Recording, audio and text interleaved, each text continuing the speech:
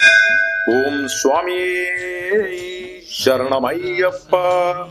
அறம் காக்கும் நல்லவை காண்போம். அனைவருக்கும் அன்பு வணக்கம். அகிலாண்ட கோடி பிரம்மாண்ட நாயகன் ஹரிஹரசுதன் ஆனந்த சித்தன் ஐயன் ஐயப்ப சுவாமியை நினைத்து நினைத்து உருகி பாடும் பாடல். கம்பங்குடி குளத்தூர் சுந்தரம் ஐயர் என்னும் தமிழரால் இயற்றப்பட்ட ஹரிஹராத்மஜ தேவாஷ்டக சுலோகமாகிய ஹரிவராசன பாடல். இதை முழுமையாக மனப்பாடமாக பாட வேண்டாமா? இதன் ஒவ்வொரு வார்த்தைகளின் பொருள் தெரிந்து உணர்ந்து பாட வேண்டாமா? ஐயனுக்காக 10 நிமிடங்கள்.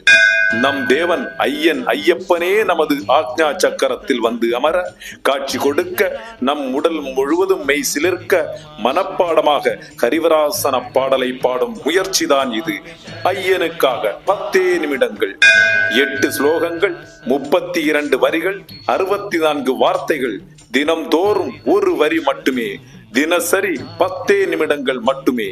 கார்த்திகை 1 முதல் 30 வரை 30 நாட்கள் பொருளுணர்ந்து மனப்பாடமாக பாடப் போகின்றோம். வாருங்கள். ஐயனுக்காக 10 நிமிடங்கள். சுவாமியே சரணமையப்பா.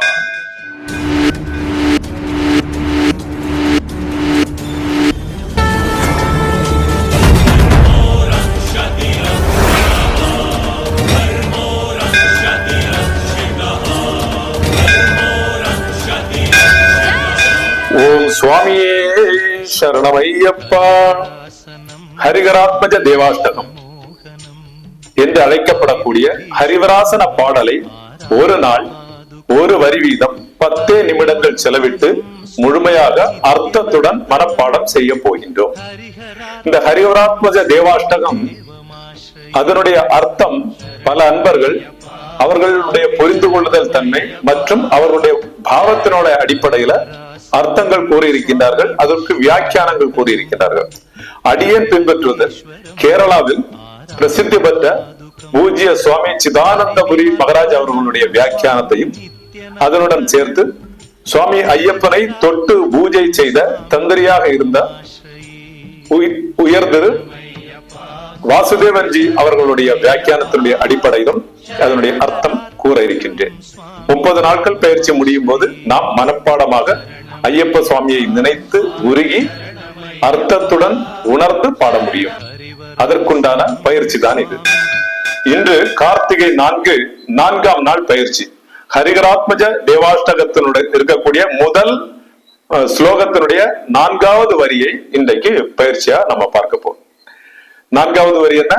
ஹரிஹராத்மஜம் தேவமாஸ்ரயே. ஹரிஹராத்மஜம் தேவமாஸ்ரயே. ஹரிஹராத்மஜம் தேவமாஸ்ரயே. முதல் வார்த்தை ஹரிஹராத்மஜம். ஹரிஹராத்மஜம்.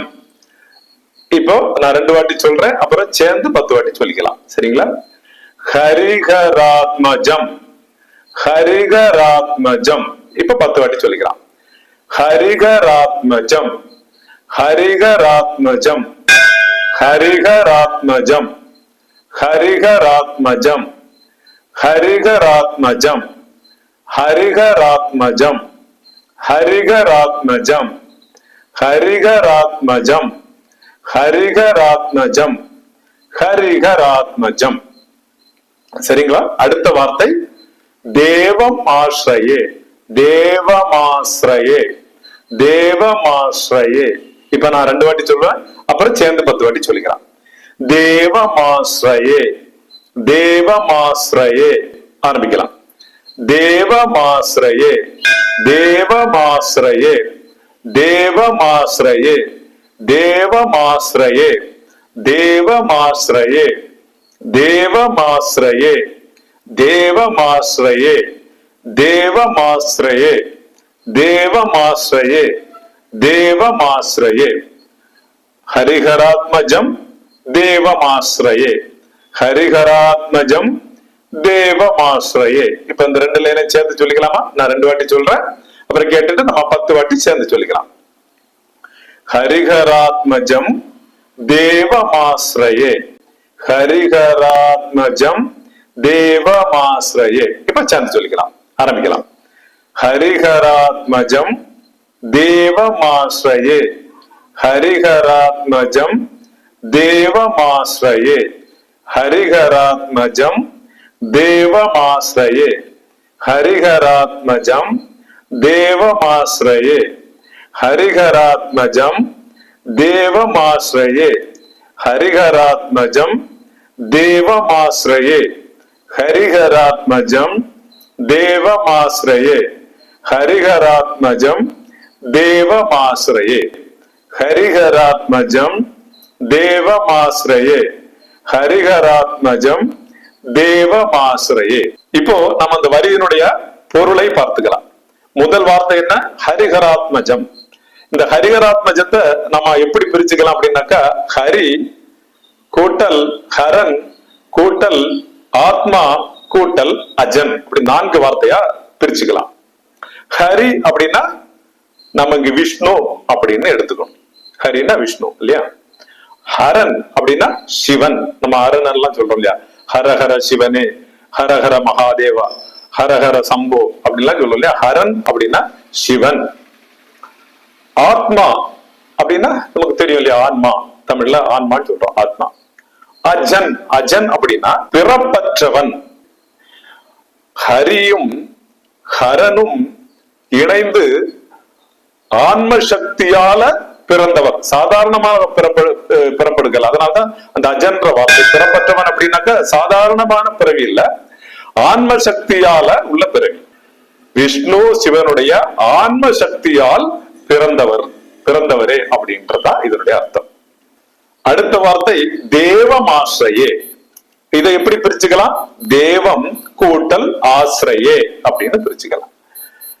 தேவம் அப்படின்னா தேவர்கள் இல்ல தேவர் அப்படின்னு நம்ம வியாக்கியானம் பண்ணிக்கலாம்.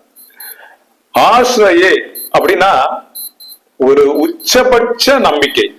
அதாவது பல இடங்கள்ல போய் நம்பிக்கை இழந்து கடைசியா ஒரு கடைசி நம்பிக்கைன்னு சொல்றோம்ல, அந்த ஒரு நம்பிக்கை ஒளி, நம்பிக்கை நட்சத்திரம் அப்படிங்கறதெல்லாம் நம்ம சாதாரணமா பயன்படுத்தக்கூடிய வார்த்தை இருக்கு இல்லையா? அதே மாதிரிதான் ஒரு கடைசி நம்பிக்கை, உச்சபட்ச நம்பிக்கை தான் அந்த ஆசிரியே அப்படிங்கிற வார்த்தை குறிக்குது. இப்போ தேவமாசிரியே அப்படின்ற வார்த்தையினுடைய அர்த்தம் என்னன்னா, தேவர்களுக்கெல்லாம் உச்சபட்ச நம்பிக்கை தரக்கூடியவரே அப்படிங்கிறது அர்த்தம்.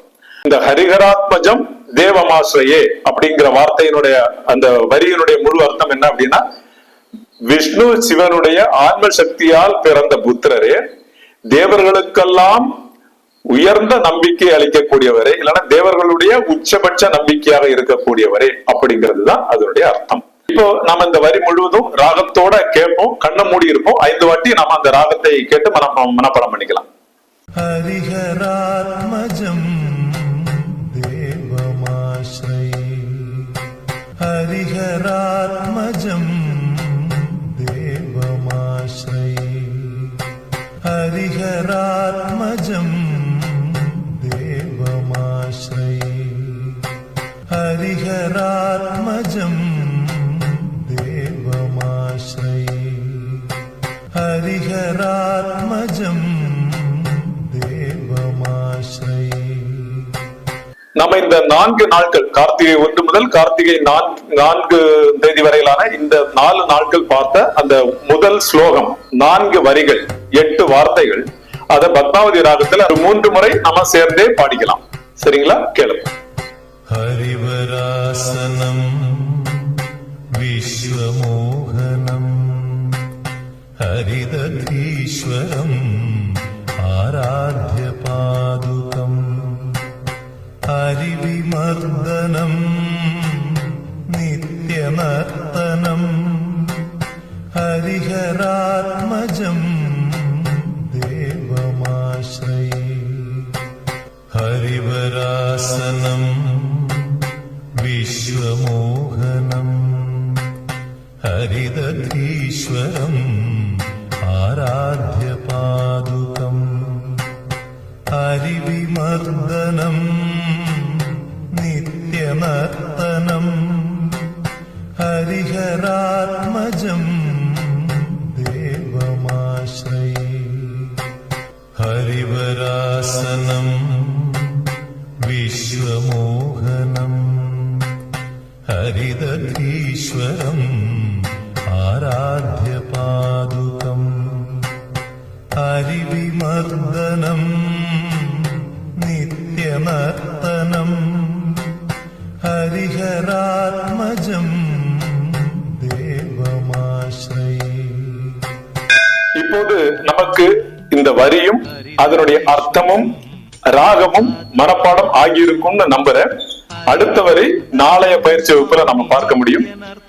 இத பத்தின சந்தேகங்கள், ஆலோசனைகள், வாழ்த்துகள் ஏதாவது இருந்துச்சுன்னாக்கா நம்ம கமெண்ட் பாக்ஸ்ல தெரிவிச்சா நல்லது. சுவாமியே சரணமையப்பா.